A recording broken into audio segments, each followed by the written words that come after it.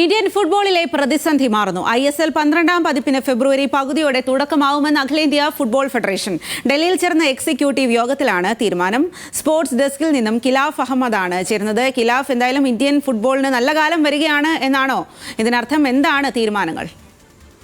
സ്വാതി, ഒരു തീയതി പ്രഖ്യാപിക്കാതെ തന്നെ ഫെബ്രുവരിയിൽ എന്തായാലും ISL 12-ാം പതിപ്പ് നടത്തുമെന്നാണ് ഏറ്റവും ഒടുവിൽ എക്സിക്യൂട്ടീവ് യോഗത്തിൽ തീരുമാനമായത്. കഴിഞ്ഞ ദിവസം ഈ ഒരു സീസൺ നടത്താൻ വേണ്ടി 7 കോടി രൂപ ഫിനാൻസ് കമ്മിറ്റിയെ വകയിരുത്തിയിരുന്നു. ഇതിന് പിന്നാലെ തന്നെ ഇന്ന് ചേർന്ന എക്സിക്യൂട്ടീവ് യോഗത്തിലാണ് ഫെബ്രുവരിയിൽ മത്സരം നടത്തുമെന്ന പ്രഖ്യാപനം നടത്തിയിരിക്കുന്നത്. ഇതിൽ നമ്മൾ എടുത്തു പറയേണ്ടത് കഴിഞ്ഞ സെപ്റ്റംബറിൽ ആരംഭിക്കേണ്ട സീസണാണ്. എന്നാൽ ഇതൊരു സംരക്ഷണ അവകാശവുമായി ബന്ധപ്പെട്ടുള്ള തർക്കത്തെ തുടർന്നായിരുന്നു, ഇല്ലെങ്കിൽ ആ ഒരു കോൺട്രാക്ട് ഇല്ലാത്തത് കൊണ്ടായിരുന്നു ഇത്രയും വൈകിയത്. ഇതിന് പിന്നാലെയാണ് ഈ ഏറ്റവും ഒടുവിൽ ഒരു ഇന്ത്യൻ ഫുട്ബോളിനെ ഒരു പുനരുജ്ജീവിപ്പിക്കാൻ പോകുന്ന തരത്തിൽ ഒരു തീരുമാനമുണ്ടാകുന്നത്.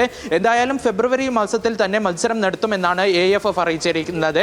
ഇതിൽ 1 കോടി രൂപ ക്ലബിന്റെ ഭാഗത്ത് നിന്ന്, അതായത് ഈ 1 കോടി രൂപ നൽകേണ്ടത് ഓരോ മത്സരം നടത്താൻ വേണ്ടിയുള്ള എല്ലാത്തിൻ്റെയും തുകയായിട്ടാണ് വകയിരുത്തുന്നത്. കൂടാതെ ഇതിന്റെ സംരക്ഷണ അവകാശത്തിന്റെ ചെലവുകൾ വഹിക്കുക AFF തന്നെയായിരിക്കും.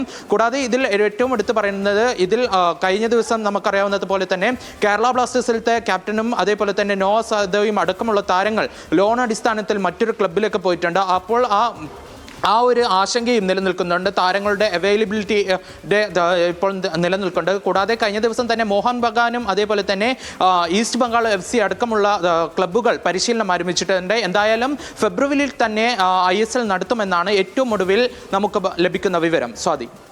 ശരി കിലാഫ്.